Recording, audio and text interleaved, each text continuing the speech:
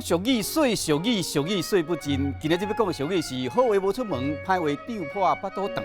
意思是好代志好话比较较歹传开。来讲谣言歹话，却是满天飞。一般的谣言比真相传播速度拢更较紧，而且超过音速。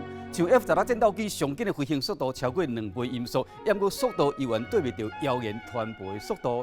真简单的道理，为台湾一个飞行机器，美国的时间差不多要12点钟，抑过谣言透过网络传播到美国，只要几秒钟。